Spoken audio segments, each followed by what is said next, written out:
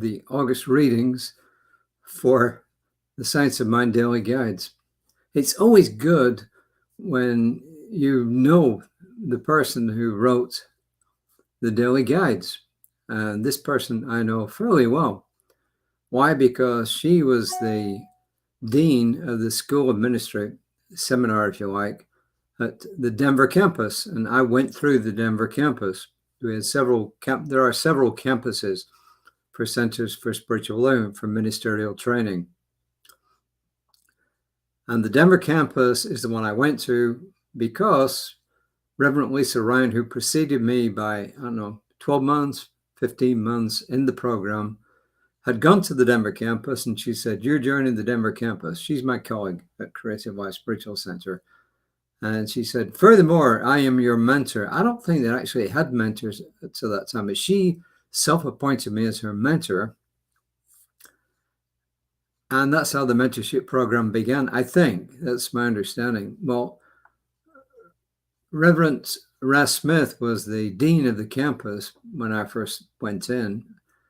And then partway through my time, and Reverend Lisa's, Reverend Dr. Michelle Medrano took over as the dean of the campus. So I know her quite well. Actually, when I graduated, a bunch of us went to her house to celebrate, along with my leader, Reverend Dr. Jesse Jennings. So my wife and I and a whole bunch of other people are graduating some of their families. It was kind of a cool arrangement. So it's always kind of cool when A, you know the person, B, you trust the person, and everything else, you know that what they tell you is not only true, but it's got a lot of value.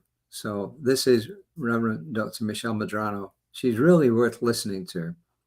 And my recollection is she wasn't preachy at all. She was kind of tough. When we went through homiletics training, which is teaching you how to give homilies or sermons if you prefer, we had two sections. We had an initial class in it, and then we had an advanced class. And Reverend Michelle taught the initial class, and then the final class was taught by the then chief minister at Mile High Church in Colorado. Anyway, I'm getting ahead of myself. Here it is. The cover for the daily guides is an eagle, which is flying over a valley which is full of clouds, and there are mountains above the clouds. And the title of it is "Do Not Feel Lonely." And the first quote is from Rumi. You remember the ancient Persian mystic from, I think, the 1300s. I could be wrong about the century. "The entire universe is inside you. Stop acting so small. You are the universe in ecstatic motion. Set your life on fire." And what this tells you is he was a Sufi, which is the mystical side of Islam. But this quote could have come from a Christian mystic, it could come from a Hindu mystic, it could come from a Sikh mystic, it could come from pretty well any mystic anywhere around the world. Just happens that Rumi was a Muslim and he was a Sufi. And this is a little bit about Reverend Dr. Michelle. This is kind of interesting. It says she started from being a receptionist and she moved on from there to guiding two successful Centers for Spiritual Living churches as a woman of excellence. And Reverend Michelle was destined for more than being just a manager at the mall.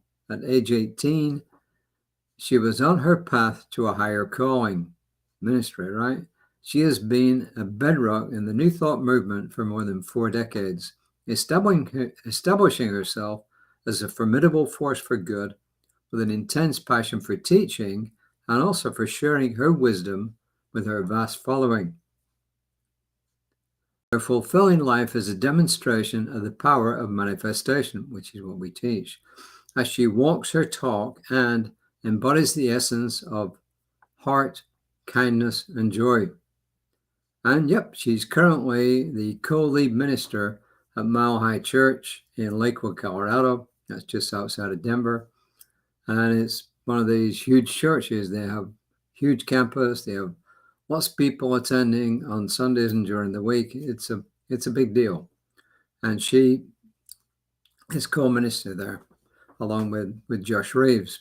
So that's a little bit about it. This is what she tells us about the daily readings. Do you love you? What if self-love is the lodestone of life? The lodestone is what people used to use to find true north, for the compass. In my own experience, I've observed that life mirrored my inability during the periods that I struggled with love, honor, and respect for myself. Conversely, life mirrored times when I was able to extend love to myself. I believe this is all about energy and consciousness. Therefore, this month, each daily guide will offer an invitation for us to love ourselves more profoundly. Let us take these 31 days to focus on self-love. And that's Michelle. I'm just going to say Michelle. At Creative Life Spiritual Center, we very rarely use titles, especially minister. We usually don't. If we're being formal, we will. It's Reverend Dr. Jesse Jennings, it's Reverend Lisa Ryan, and so on. It's even Reverend David Dewhurst. But by and large, we just use first names. So, Reverend Dr. Michelle, I'm going to refer to you as Michelle throughout these readings, and I hope you don't mind that. The reading for today, August 1st, is Happiness and Self-Love. First quote is from Robert Morley, and he says, "To fall in love with yourself is the first secret to happiness." To fall in love with yourself is the first secret to happiness. And Ernest Holmes in Love and Law on page 213. By the way, when Ernest Holmes speaks about love and law, he's speaking about how he looked at the divine. And he got this from quite a few other earlier New Thought leaders. But he put this together himself. Love is the conscious aspect of the divine, and law is the subjective aspect of the divine. So love and law, it's really combining it. You talk about God, the divine, the all. Conscious, subconscious. People must realize that no matter how infinite the infinite may be, it can only become to them what it can become through them. In other words, the power of the divine works through you. And you can only have as much of that power as you believe you can accept. And this is Reverend Michelle. We begin with the true secret to happiness, loving ourselves. Many think the secret is loving others. While loving others is important and satisfying, what if the first step to the truest of loves is loving ourselves? Now, this is contrary to what I was taught growing up. Love God, love your neighbor. And really and truly, they forgot the other piece, which comes from Scripture, of love yourself. Thou shalt love the Lord thy God with all thy heart, mind, soul, essence, and love your neighbor as yourself, which says, love your neighbor as you love yourself. So it begins with self. And this is really misunderstood, misinterpreted, and misrepresented. When I was growing up in the Catholic faith, the big focus then was on, I'm a sinner, I'm a woeful sinner, and I want forgiveness. And even though I don't deserve it, I would like forgiveness because I must have done horrible things, and my ancestors did horrible things, all the way back to Adam and Eve, who must have also done horrible things. Oh my God, they ate the apple, etc. Well, the story of Adam and Eve is a myth, but a myth has always got truth in it. Often people think a myth is something that's just made up. No, a myth has got truth, but it's not necessarily literal truth. But the meaning of the Garden of Eden, that's for another story. But the bottom line is, we were taught that we were horrible sinners. And that's not how we look at the world. It's not how Jesus looked at the world, for goodness sake. Anyway, to continue with Reverend Michelle. What if we consider that we can only be happy and fulfilled to the extent that we're able to love and honor ourselves. This might be because of what Ernest Holmes tells us about how life can only become what it becomes to us and for us and through us. And through us was emphasized. This means life can only give to us at the level of self-acceptance that we can attain. To experience greater good in our life has everything to do with willing to love, honor, and respect ourselves. This is not a selfish endeavor. It is a vital way for us to show up as the best version of ourselves, happy and fulfilled. When we do this, we become more powerful and beneficial presences. We also become manifestors of great good in our lives and in the places and with the people who share our lives, such as families, friends, workplaces, churches, any kind of religious and spiritual community, really any kind of community that we're part of. Maybe it's time to shed any habits of mind that are filled with self-criticism today. Let them go. Begin to affirm and claim self-love. Now, Reverend Michelle is not saying that we don't atone for what we've done. That if you've grossly offended somebody, then going apologizing is in order. But what we're saying is that whatever you've done in the past, yes, you may need to either go and apologize, make up for it in some way, shape, or form, but you don't criticize yourself for it. You accept the fact that you did it. You know you shouldn't have done it, but you accept the fact I did it and it's gone, and now I'm moving forward. And if I have to make reparation, go apologize, etc., I'll do it.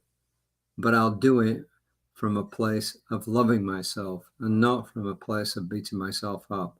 So that is the basic message here. And Reverend Lisa usually pushes this. I don't know if she does it every single day, but it's something that she does two things. Well, Reverend Jesse is the one who pushes doing your spiritual work. Well, so do Reverend Lisa, myself, and the other ministers. But Reverend Lisa is always reminding people to love themselves. And I don't need to remind you to do it again, because this whole reading today has been about loving yourself. It's really important. You cannot give, as I mentioned the other day, you cannot give from what you don't have. If you don't have love of yourself, in yourself, within yourself, you can't give it. You cannot give what you don't have. If you have an empty bank account, you cannot give somebody some money. If you write a check, it will bounce. If you try to Zelle, it won't Zelle. So you can only give what you've got. And that is why it's really important to practice and build up loving yourself, so that from that solid foundation of love, you can start to love, appreciate, and help other people. So that's my story, and I think it's Reverend Michelle's story, and I'm sticking to it. The affirmation, I am my own true love. Simple, I am my own true love. Today, I generously extend love to myself. Today, I generously extend love to myself. Doesn't get much better than that. So I'll be back tomorrow, hopefully around about 5 o'clock. I was a little bit early today. But as I said, it's really, to me, it's really gratifying reading something from someone, A, whom I know, and B, whom I respect. So, Reverend Michelle, thank you for these readings. And I will be ever and eternally in your debt for what you did for me in the School of Spiritual Leadership, aka seminary. So, until next time, namaste.